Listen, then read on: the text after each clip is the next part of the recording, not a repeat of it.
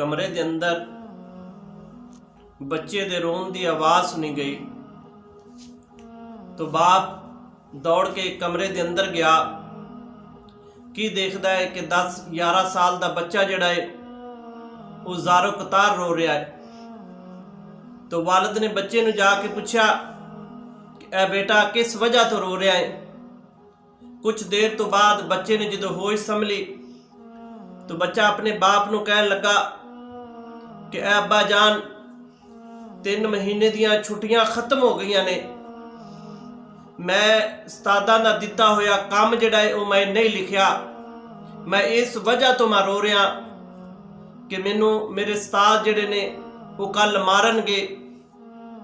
तो जो बाप ने इन्नी गल सुनी तो बाप भी ज़ारो कतार रोन लग पिया। बेटे ने पूछा कि अब्बा जान तुसी क्यों रोंदे हो।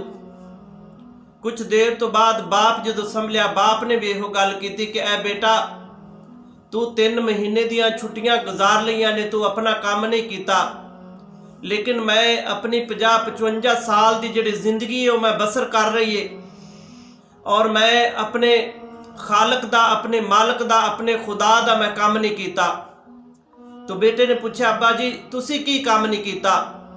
तो बाप कहने लगा कि ए मेरे बेटे अल्लाह दी ज़ात ने इंसान नूं इबादत दे वास्ते पैदा किया है, मैं अपनी सारी जिंदगी जिहड़ी है वो गफलत दे अंदर मैं गुजार लईए, मैं अपने रब दा मैं काम नहीं किया।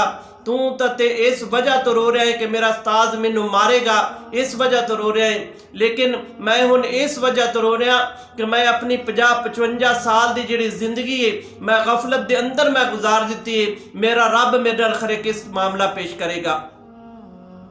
तो असी अपनी जिंदगी का मुहासबा करना है, क्या असी भी अपनी जिंदगी नूं आका दे अलैहिस्सलाम और अल्लाह तबारक व तआला दे हुक्मां दे मुताबिक बसर कर रहे हैं, या असी भी अपनी जिंदगी 30-40 साल 35-40 साल जिंदगी जिहड़ी असी भी उस तरह गुजार दी है कि जिस तरह बच्चे ने 3 महीने दी छुट्टियां गुजार दित्तियां ने। वो बच्चा जिहड़ा है वो अपना होमवर्क ना करन दी वजह तो परेशान है, वो रो रहा है। क्या असी भी अपने रब दा होमवर्क ना करन दी वजह तो परेशान हाँ या असी खुश लगे फिरने आ। रवायत के अंदर आंदा है मेरे आका अलैहिस्सलाम ने इरशाद फरमाया कि कल क़यामत वाले दिन अल्लाह तबारक व तआला दी ज़ात ने इंसान नूं अपने सामने खड़ा करके 3 सवाल पूछने ने। 3 सवालों का जवाब देने तो बाद अल्लाह दी ज़ात ने इंसान नूं एक कदम आगे अगे चलन देना है। पूछा गया या रसूल अल्लाह किहड़े काम ने।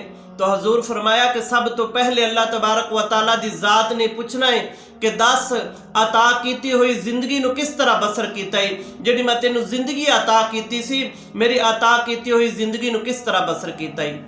और फिर पूछना है कि जिहड़ा मैं तेनू पैसा अता किया सी, जिहड़ी मैं तेनू रकम अता की सी मेरी अता की हुई रकम नूं किस रस्ते दे उत्ते खर्च किया है।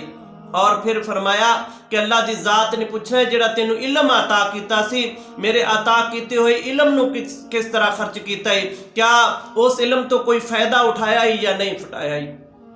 बुजुर्ग फरमाते ने कि जिंदगी बंदे दी इंज विहानी जिवें पानी विच पतासा हो, सौड़ी सामी सट घतेसन परत न सके पासा हो, या साहिब तेथो लेखा मंगसी रत्ती घट ना मासा हो।